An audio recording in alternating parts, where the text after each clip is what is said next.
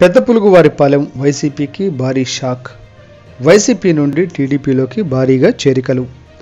కర్లపాలెం మండలం పెద్దపులుగువారిపాలెం గ్రామానికి చెందిన వైసీపీ గ్రామ ఉప సర్పంచి నంగు పండు అంకమ్మ గారు మరియు 50 మంది రెడ్డి సామాజిక వర్గానికి చెందిన వైసీపీ పార్టీ నాయకులు, కార్యకర్తలు బాపట్ల నియోజకవర్గ తెలుగుదేశం పార్టీ ఇన్ఛార్జి శ్రీ వేగేశన నరేంద్ర వర్మ గారి చేతుల మీదుగా తెలుగుదేశం పార్టీ కండువాలు కప్పుకొని పార్టీలోకి చేరారు.